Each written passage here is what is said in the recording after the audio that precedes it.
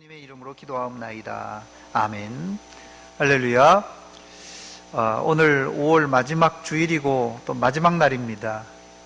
5월 가정의 달을 보내면서 여러분들의 가정은 안녕하셨는지 모르겠습니다. 각자 가정에 대하여 생각해보는 기회가 되시기를 바랍니다. 이 설교를 통해서 인생의 미스테리는 멀리서 찾을 것이 아니라 모두 가정 안에 있습니다. 한 배에서 태어나서 자랐는데 입맛과 성격과 취향이 다르고 뿐만 아니라 믿는 자와 믿음 있는 자와 믿음 없는 자로 나누어지는 것을 보면은 우리의 이성과 상식으로는 도저히 이해할 수 없는 이 가정에 있는 소소한 이야기들이 미스테리오 하나님의 영역입니다. 오늘 본문에 아담과 하와 부부에게 가인과 아벨이라는 아들이 태어났는데 큰아들은 살인자가 되어서 하나님을 멀리 떠나버렸고 둘째 아들은 형에게 죽임을 당하는 최초의 순교자가 됩니다. 제가 이 아벨을 순교자라고 부르는 이유는 아벨은 믿음으로 살다가 형에게 살해되었습니다. 히브리서 11장 4절 보니까 믿음으로 아벨은 가인보다 더 나은 제사를 하나님께 드림으로 의로운 자라 하시는 증거를 얻었다, 그렇게 말하고 있어요. 본문 창세기 4장은 아담과 하와가 에덴 동산에서 쫓겨난 이후 두 아들 가인과 아벨을 낳은 장입니다. 불행히도 형 가인은 동생 아벨을 시기하여 죽이고 맙니다. 아담 가정 안에 그것도 첫째 아들이 둘째 아들을 죽인 일은 아버지 아담과 어머니 하와에게는 매우 충격적인 사건이었을 것입니다. 보통 부모님이 돌아가시면 산에다가 묻고 자식이 죽으면은 가슴에 묻는다는 말이 있는데 아담과 하와도 마찬가지였을 것입니다.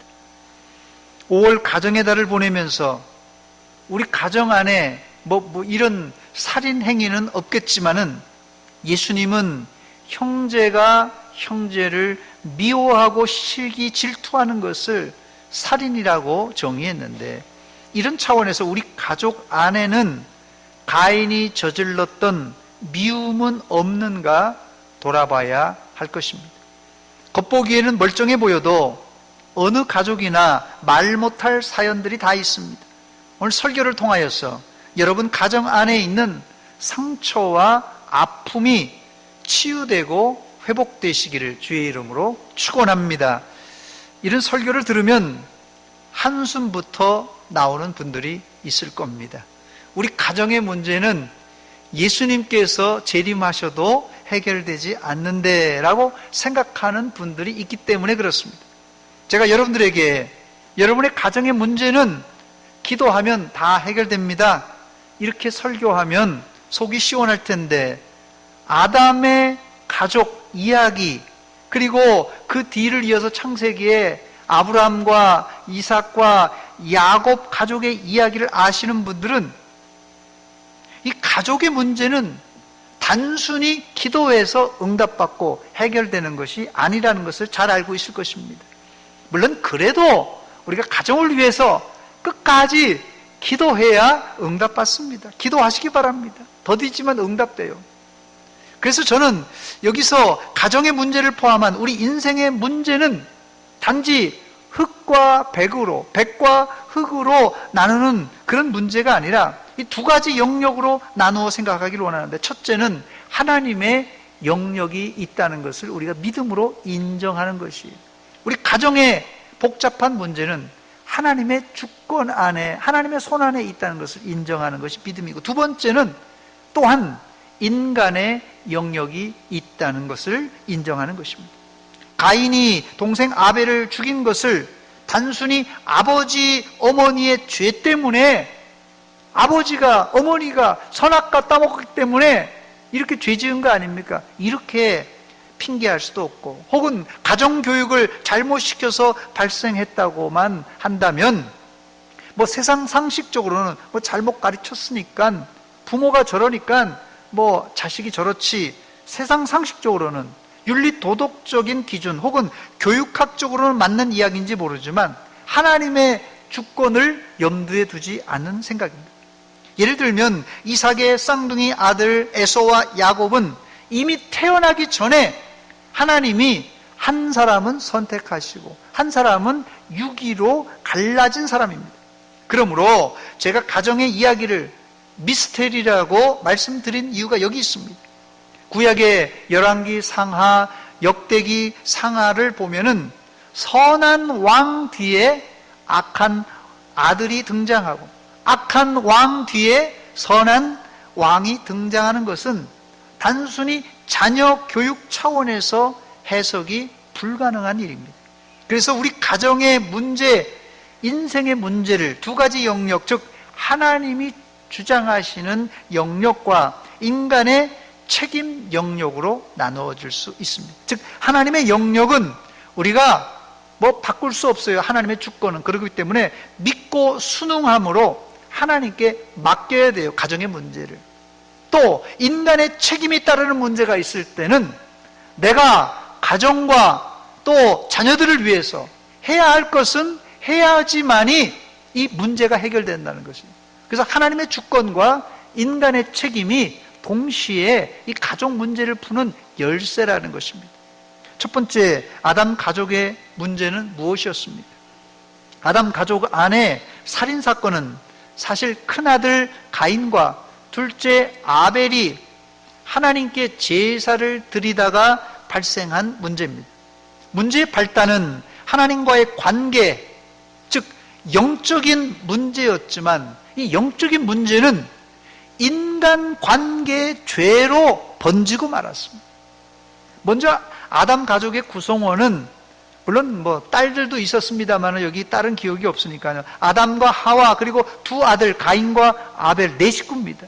본문 1절과 2절에 나오는 내용을 읽어보면요. 아담이 그의 아내 하와와 동침하매 하와가 임신하여 가인을 낳고 이르되 내가 여호와로 말미암아 등남하였다 하니라. 그가 또 가인의 아우 아벨을 낳았는데 아벨은 양치는 자였고 가인은 농사하는 자였더라 그랬어요. 제 추측입니다만은 아담과 하와가 에덴 동산에서 쫓겨난 이후 극심한 우울증을 앓았을 것이라고 생각됩니다. 일반적으로 환경이 나쁜 곳에서 좋은 곳으로 가면은 문화 충격이 덜한데 환경이 좋은 곳에서 나쁜 곳으로 가게 되면 심각한 문화 충격, 컬처럴 쇼크를 겪게 됩니다. 아담과 하와도 이 기쁨의 동산, 이 에덴 동산에서 열악한 환경으로 쫓겨났으니 상당히 스트레스가 컸을 것입니다. 그런데 그런 힘든 상황에 하나님은 이들 부부에게 가인이라는 아들을 선물로 주셨습니다. 지금은 그렇지 않습니다만은 과거에는 큰 아들을 낳으면 집안 잔치였습니다. 혹시 아들 낳고 잔치한 집이 없는지 모르겠어요. 그리고 그 뒤를 이어서 또 둘째까지 아들을 주셨습니다. 아벨까지 주셨어요. 아담과 하와는 두 아들로 인해서 아마도 에덴 동산에서 쫓겨나 큰 우울증과 스트레스를 받았을 텐데 큰 위안을 얻었을 것입니다. 두 아들은 무럭무럭 잘 자라서 각자 자신의 직업을 갖게 되었는데 큰아들 가인은 농사하는 농부가 되었고 둘째 아들 아벨은 양을 치는 목자가 되었습니다. 여기까지는 그런대로 아담의 가정은 문제없어 보입니다. 그런데 이들이 하나님께 제사를 드리면서 사건은 발생합니다. 창세기 4장 3절과 4절 5절입니다. 세월이 지난 후에 가인은 땅의 소산으로 제물을 삼아 여호와께 드렸고 아벨은 자기도 양의 첫 새끼와 그 기름으로 드렸더니 여호와께서 아벨과 그의 제물은 받으셨으나 가인과 그의 제물은 받지 아니하신지라. 가인이 몹시 분하여 안색이 변했다 그랬습니다. 혹자는 가인은 피 없는 곡물 제사를 드려서 하나님이 안 받으셨고 아벨은 피의 제사 양을 잡아 드렸기 때문에 하나님이 받으셨다고 해석하는데 이것은 뒷구절을 읽어보면 근거 없는 이야기입니다. 하나님은 동생을 죽인 가인과 대화를 시도합니다. 창세기 4장 6절 7절입니다. 여호와께서 가인에게 이르되 내가 분하여 하면 어찌 됨이며 안색이 변하면 어찌 됨이냐. 네가 선을 행하면 어찌 낯을 들지 못하겠느냐. 선을 행하지 아니하면 죄가 문에 엎드려져 있느니라. 죄가 너를 원하나 너는 죄를 다스릴지니라 그랬어요. 하나님은 가인에게 찾아와서 너 왜 피 없는 제사를 드렸느냐 책망하지 않고 가인의 행실을 꾸짖었습니다.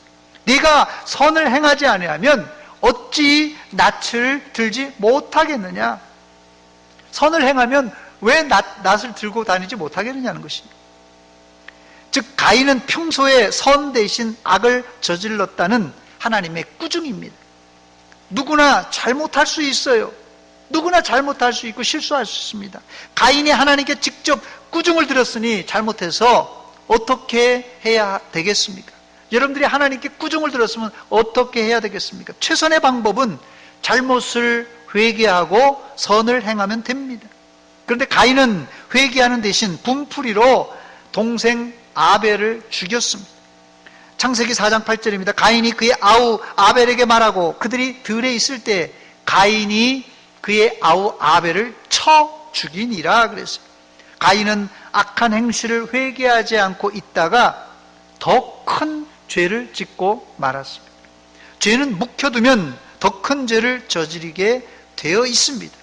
그래서 살인마를 빨리 잡아야 되는 이유가 여기 있는데 2차, 3차 범행을 저지르기 때문에 그렇습니다. 처음 살인이 어렵지 두 번째, 세 번째 죽이면요 사람을 그냥 파리 목숨처럼 다루고 막 죽입니다. 놀라운 사실은 하나님이 이 살인자를 친히 찾아오셨다는 사실입니다. 하나님이 가인을 찾아와 친절히 묻습니다. 가인아, 아벨 네 동생 어디 있니? 그런데 가인은 끝까지 하나님에게 오리발을 내밉니다. 본문 9절입니다. 여호와께서 가인에게 이르되 내 아우 아벨이 어디 있느냐? 그가 이르되 내가 알지 못하나이다. 내가 내 아우를 지키는 자니까. 이런 행위가 죄지은 자, 특히 하나님을 대적하는 자의 특징입니다. 하나님은 이미 다 알고 계셔요. 알면서 물어보는 것입니다. 그런데 시침이 떼는 행동을 하는 것은 뭐 죄를 은폐하는 정도가 아니라 하나님을 대적하는 행위입니다. 결국 가인은 본문 16절에 여호와 앞을 떠나게 됩니다. 여호와 앞을 떠나서 에덴 동쪽 놋 땅에 거주하였다 그랬습니다. 결국 아담과 하와는 기쁨으로 얻었던 두 아들을 동시에 잃고 맙니다. 이런 가정에 과연 행복이 있을까요? 큰아들이 작은아들을 죽인 살인의 피비린내 나는 가정에 무슨 소망이 있겠습니까? 그러나 콩가루 집안 같은 이 아담 가정에 하나님은 다시 기회를 주시고 희망을 주십니다. 여러분 가정 안에도 뭐 살인은 아닐지라도 형제간에 이런 시기, 질투, 미움이 있습니까? 아무리 큰 문제일지라도 하나님은 해결 못할 문제가 없습니다. 문제만 바라보고 절망하지 마시고 하나님 바라보시기 바랍니다. 하나님이 문제를 해결해 주실 뿐 아니라 하나님이 놀라운 계획을 여러분 가정, 아니 여러분들을 향하여서 이루시기를 원하십니다. 두 번째, 하나님은 아담 가정에 다시 한번 기회를 주셨습니다. 그것이 셋이라는 아들입니다. 셋. 본문 25절입니다. 아담이 다시 자기 아내와 동침하며 그가 아들을 낳아 그의 이름을 셋이라 하였으니 이는 하나님이 내게 가인이 죽인 아벨 대신에 다른 씨를 주셨다 함이며 그랬어요. 아담과 하와에게 첫 번째 기회는 가인이었어요. 큰아들. 두 번째 기회는 아벨이었습니다. 그러나 둘 다 자이든 타이든 다 떠나고 아담과 하와가 절망하고 있을 때 하나님은 이 셋이라는 아들을 주셨습니다. 그런데 이 셋에 대한 기사는 본문 26절에 아들 에노스를 낳았다는 기사가 전부입니다. 셋도 아들을 낳고 그의 이름을 에노스라 하였으며 그때 사람들이 비로소 여호와의 이름을 불렀더라. 그런데 셋이 에노스를 낳았을 때 그때부터 사람들이 비로소 여호와의 이름을 부르기 시작했습니다. 여러분 가정의 희망과 소망이 무엇입니까? 여러분의 가정의 희망과 소망은 돈다발이 하늘에서 뚝 떨어지는 것도 아니고 병에서 치유되는 것도 아니고 승진하고 또 내가 이번에 산 아파트가 2배로 껑충 뛰어오르는 것도 아니라 가족들이 함께 하나님의 이름을 부르는 것에 있습니다, 여러분. 사실 아담의 가정에 처음 복받을 기회도 아벨을 통해 하나님께 예배하는 것이었어요. 하나님이 아담과 하와를 만든 이유도 다른 것이 아니라 하나님께서 이들을 통해서 찬양과 영광을 받으시기 위해서 창조하신 것입니다. 웨스트민스터 신앙고백서 소요리문답지 1문 1답이 무엇입니까? 사람의 제일 되는 목적이 무엇이냐? 거기에 대한 답이에요. 사람의 제일 되는 목적은 하나님을 영화롭게 하는 것과 영원토록 그를 즐거워하는 것이다 라는 것입니다. 이사야 43장 21절에도 이 백성은 내가 나를 위하여 지었나니 나를 찬송하게 하려 함이니라 그랬어요. 아벨이 자신이 치는 양을 잡아서 하나님께 제사 드렸을 때 하나님은 그 제사를 기뻐 받아 주셨습니다. 하나님과의 관계가 제대로 풀리면 사람들 간의 문제도 풀리게 되어 있습니다. 이게 영적인 원리입니다. 그런데 이것을 마귀 사탄이 가장 싫어합니다. 그래서 가인을 충동하여서 하나님과의 관계를 끊어 놓으려고 심지어 살인까지 저지르게 되었던 것입니다. 단순히 시기 질투를 넘어 사탄은 하나님께 드리는 예배를 방해하고 하나님과의 관계를 파괴하려는 행동을 합니다. 아벨은 갔지만 하나님은 셋을 통하여 다시 제사 예배를 회복하시는데 이번엔 셋 혼자가 아니라 셋과 아담의 자손들이 함께 하나님께 예배를 드렸습니다. 끊어진 하나님과의 관계가 제사를 통하여 연결된 것입니다. 바로 이것이 우리 가정의 희망이고 살 길입니다. 아담이 930세를 삽니다. 창세기 5장 3절에 보니까 아담은 130세에 자기의 모양 곧 자기의 형상과 같은 아들을 낳아 이름을 셋이라 하였고, 가인과 아벨은 당연히 그 전에 낳았겠죠. 셋을 지금 130세에 낳았으니까 가인과 아벨은 당연히 130살 전에 낳았겠죠. 아담과 하와가. 셋이 아들을 낳는데 아들 에노스를 낳을 때가 창세기 5장 6절에 보니까 셋은 105세, 그 당시는 상당히 오래 살았으니까 900살, 1000살까지 살았으니까 100세의 그 청춘인 것 같아요. 105세에 에노스를 낳았다 그랬어요. 셋이. 그러니까 셋은 105세에 에노스를 낳았으니까 아담은 손주가 생긴 것입니다. 이때 아담의 나이를 계산해 보면 130살에 셋을 낳았지 않습니까? 130살에 셋을 낳았고 셋이 그 아들 에노스, 손주 에노스를 낳을 때가 105세예요. 그러니까 130세 더하기 105세 하면 아담의 나이가 이 손주를 낳을 때가 235세입니다. 이후에도 아담은 700년을 더 살면서 자녀를 낳습니다. 어마어마한 자손들을 낳았을 것입니다. 이때 인구가 몇 명일 것이라 추정되십니까? 가인은 다른 곳으로 갔으니까 가인은 빼버리고 아담은 셋을 130세에 낳았습니다. 여러분 한번 생각해 보세요. 아담이 셋째 아들을 130세에 낳았어요. 그 전에 아마 딸들을 낳았을 것이라는 것이 성경학자들의 추측입니다. 자, 그러면 그 셋이 105세에 에노스를 낳았습니다. 이때 나이가 아담이 235세예요. 즉 손자 에노스를 낳았을 때 아담은 이미 셋을 낳았고 105년 사이에 아담과 하와는 손자 에노스가 출산하기 전까지 100년 정도 시간이 있는데 100년 정도에 셋의 동생을 또 낳았을 거란 말이에요. 이해가 되십니까?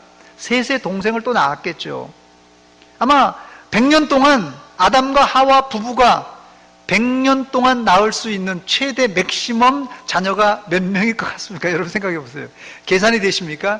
100년 동안 아이를 출산할 수 있다면 건강한 남녀가 100년 동안 몇 명을 낳을 수 있을까요? 뭐 그거 여러분 자유로 생각하세요. 예. 어쨌든 뭐 이게 한두 명이 아닐 거라 생각이 됩니다. 100년 동안 아이를 낳았으면. 아마도 100년 동안 아이를 낳았으면 그 자식의 또 자식을 보고 또 그 자식의 자식을 보고 뭐 아들, 손자, 증손자, 고손자까지 100살까지 낳았으면 아마 볼 수 있었을 것입니다. 즉 아담이 130세에 셋을 낳고 손자 에노스가 태어날 105년 동안 235살이 되기 전에 수십 명의 자녀와 손자를 봤을 것입니다. 제가 왜 이렇게 구차한 설명을 드리냐면 본문에 등장하는 당시 사람들이 누구냐, 셋도 아들을 낳고 그의 이름을 에노스라 하였으니 그때 사람들이 비로소 여호와의 이름을 불렀다는데 도대체 이 사람들이란 누구냐, 이것을 설명하기 위해서 제가 구차하게 100년 동안 아담이 몇 명을 낳았나 이걸 지금 헤아려 본 것입니다. 그러므로 이 아담의 손자 에노스가 출생할 당시는 상당히 많은 아담의 자손이 이 땅에 존재할 것이라 이렇게 추정할 수 있다는 것입니다. 세 번째, 셋이 사람들과 함께 드렸던 제사를 넓은 의미에서는 공예배, 좁은 의미에서는 가정예배의 효시가 됩니다. 우리 총회 예배 모범에는 예배를 크게 세 가지 종류로 분류하고 있는데 예배당에서 드리는 이 공식 예배, 퍼블릭 워십이라고 그럽니다. 공적 예배, 공식 예배 혹은 공예배, 퍼블릭 워십이라고 그러고요. 개인이 은밀하게 드리는 개인 예배, 퍼스널 워십 혹은 큐티, 콰이어트 타임이라 이렇게 말하고요. 그리고 가족이 함께 드리는 가정 예배, 패밀리 워십 이렇게 구분합니다. 예배 모범 제15장 은밀 기도와 가정 예배 1항에 보니까 교회 안에서 공식 예배를 드리는 것 외에 공식 예배예요. 지금 우리가 드리는 예배가 공식 예배 드리는 것 외에 개인이 은밀히 기도하는 것, 이건 큐티나 개인 예배예요. 또 한 가정이 사사로이 가정이 사사롭게 하나님께 예배드리고 이 가정 예배입니다. 기도하는 것이 없지 못할 당연한 본분이라 이렇게 예배 부분에서 말합니다. 가인과 아벨은 아담과 하와의 가르침으로 하나님을 알고 하나님께 제사를 드렸을 것입니다. 아벨은 아담의 가르침에 순종하여 제대로 하나님을 기쁘시게 하는 제사를 드렸지만 가인은 행실이 옳지 않은 상태로 하나님께 제사 드림으로 본문 5절에 가인과 그의 제물은 받지 아니하셨습니다. 여기 보면 하나님은 가인의 제물을 안 받으셨지만 그보다 먼저 가인을 받지 않았어요. 제물도 안 받았지만 그 먼저 가인을 받지 않았습니다. 그러나 가인은 이런 잘못된 행실을 끝까지 고치지 않았습니다. 즉 가인은 제사 행위는 있었어요. 분명히 제사 드렸어요, 하나님께. 그렇지만 제사 가운데 하나님을 전혀 만나지를 못한 그런 형식만 있었어요. 기도를 열심히 하는 사람들 중에 삐뚤어진 자세로 신앙생활하는 이 독불 장군들이 있을 수가 있는데 너무 자기 중심적인 신앙생활을 하는 경우입니다. 기도의 형식은 있는데 진짜 알맹이 기도가 빠져버린 경우가 있다는 것이. 그래서 신앙생활은 하나님과의 이 개인적인 만남과 개인적인 만남, 1대1의 만남과 또 이 공동체로 만나는 공적인 면이 잘 조화를 이루어야 건강한 건전한 신앙생활을 할 수가 있습니다. 저는 하나님과 1대1로 만나는 이 개인 예배가 사실은 하나님과 격식이 없이 만나는 아주 깊이 있는 예배라고 생각합니다. 그러나 다른 한편 공식 예배는 하나님께 격식을 갖추고 찬송, 기도, 성경 봉독 이런 격식이 있으면서도 공개적으로 만나는 공적 신앙 고백이 있는 예배라 생각이 됩니다. 그런데 여러분, 이 가정 예배라는 것은 개인적으로 드리는 예배와 플러스 이 공식 예배를 골고루 충족시키는 아주 탁월한 예배 방식입니다. 가정 예배. 가인을 잃어버렸고 아벨을 잃은 아담과 하와의 가정이 내면적, 영적으로 회복되는 것은 인간적으로 거의 불가능했을 것이에요. 큰아들이 작은아들을 죽인 그 가정이 이게 내면적으로, 영적으로 회복되는 게 쉽겠습니까? 그러나 하나님은 아담에게 셋을 선물로 주시고 셋이 에노스를 낳을 때 아담 가족은 육체적인 가족 모임 그 플러스 영적인 가정 예배 및 공식 예배를 드리게 되었습니다. 본문에 사람들이 하나님께 예배드리는 모습을 한마디로 묘사했는데 그때 사람들이 비로소 여호와의 이름을 불렀더라 그랬습니다.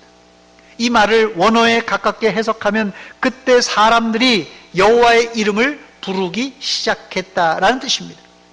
아담 가족의 공식 예배가 시작되는 순간입니다. 이 예배는 지금처럼 피아노 반주나 오르간 반주는 없었습니다. 또 잘 만들어진 찬송도 없었어요. 단지 이들은 여호와의 이름을 부름으로 하나님께 예배를 드렸습니다. 이런 원시 예배 방식은 아브람 때까지 이어집니다. 창세기 12장 8절입니다. 거기서 베델 동쪽 산으로 옮겨 장막을 치니 서쪽은 베델이요 동쪽은 아이라. 그가 그곳에서 여호와께 제단을 쌓고 어떻게 했다고요? 여호와의 이름을 부르더니 창세기 12장 8절입니다. 창세기 26장 25절입니다. 이삭이 그곳에서 그 아들 아브라함의 아들 이삭이 그곳에서 제단을 쌓고 여호와의 이름을 부르며 아버지처럼 여호와의 이름을 부르며 하나님께 제사를 드렸어요. 로마서 10장 13절에 누구든지 주의 이름을 부르는 자는 구원을 받으리라 그랬습니다. 아담의 식구들은 가인과 아벨의 이야기를 마음속에 묻어두고 있었을 것입니다. 누구도 쉽게 꺼낼 수 없는 아픈 이야기가 가인과 아벨의 이야기예요. 아마 이 자리에도 내 가정 이야기를 남에게 차마 꺼낼 수 없는 사람들이 있을 것입니다.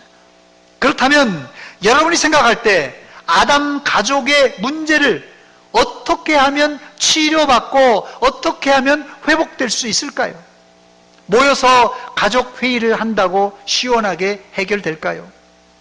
가족 회의를 통하여 책임 소재를 밝혀서 아버지 아담이 가인에게 가정 교육을 잘 못 시키고 신앙 교육을 잘 못 시켰다고 책임을 묻고 또 어머니 하와도 도의적인 책임을 피할 수가 없을 것입니다. 이렇게 책임 소재를 밝히는 가족 회의는 백날 해도 목소리만 커지고 서로 싸울 뿐이지 근본적인 해결책은 아닙니다.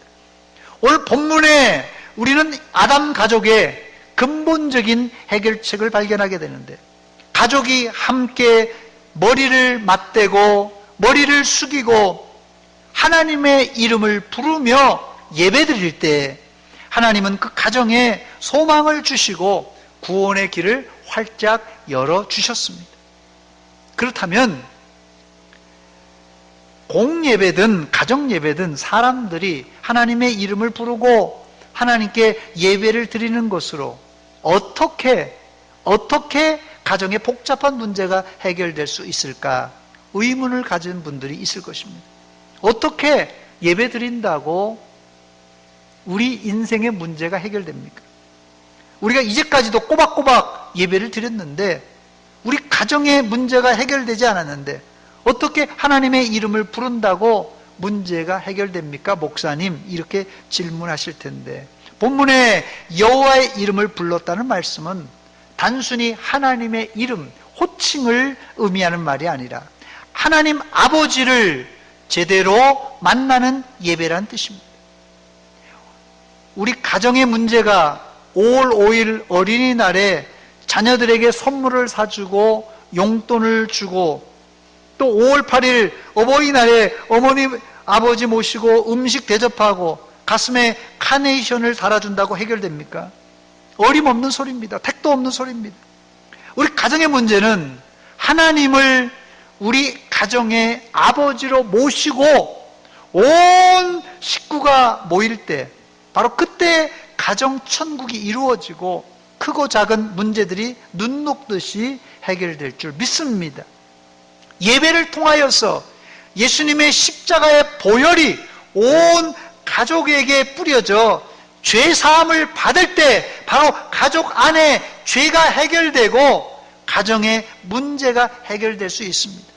가정의 문제는 여러분 돈이 많아진다고 해결되지 않습니다. 가정의 문제는, 근본적인 문제는 이 죄를 제거해야, 죄를 해결해야 이게 가정 천국을 이룰 수 있다는 말이에요.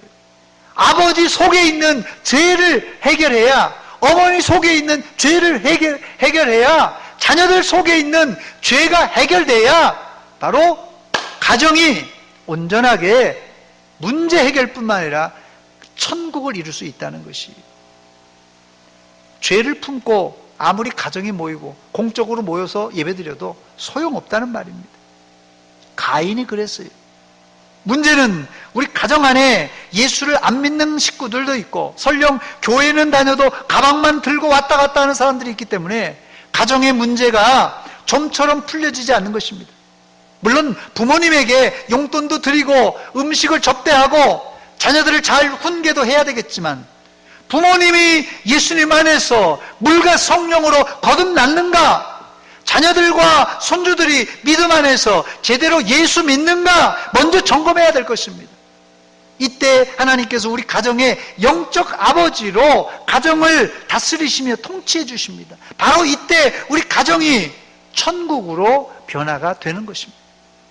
그냥 하나님의 이름을 부르는 것이 아니라 하나님이 나의 아버지요, 하나님이 나의 창조주요, 하나님이 나의 구원자라는 확신을 가지고 온 가족 식구가 하나님의 이름을 부를 때, 찬양할 때 그런 가정에 소망이 있다는 말씀입니다. 여러분의 가정이 가정의 달을 보내면서 하나님의 이름을 진정으로 부르는 하나님의 가정으로 회복되시기를 주의 이름으로 축원합니다. 같이 기도하겠습니다. 이 시간 기도할 때 하나님, 우리 가정의 문제, 돈의 문제, 이런 여러 가지 문제가 아니라 죄의 문제입니다. 이 문제가 아버지, 어머니, 자식들, 손주들 속에 있는 모든 죄의 문제가 해결되고 하나님을 아버지라고 부르고 하나님을 부르는 그런 가정 되게 하여 주옵소서. 한 목소리로 같이 기도하겠습니다. 하나님, 우리 아버지, 은혜와 사랑 감사드립니다. 이 아침에 하나님 앞에 나왔습니다. 아버지, 5월 가정의 달을 보내면서 우리 가정을 돌아봅니다. 아버지, 우리 가정 안에 있는 복잡한 문제와 실타래처럼 얽혀있는 인간관계들 모두가 이 죄로 말미암아 이루어진 죄 문제입니다. 하나님 아버지, 내가 먼저 회개합니다. 내가 먼저 자복합니다. 아버지가, 어머니가, 자녀들이, 부모가, 자녀가, 손주가 회개할 때 가정이 온전하게 화합하며 천국과 행복을 누릴 수 있습니다. 오직 예수 그리스도의 십자가의 보혈로 우리 가정의 죄를 씻어 주시옵소서. 죄를 씻어 주시옵소서. 아버지,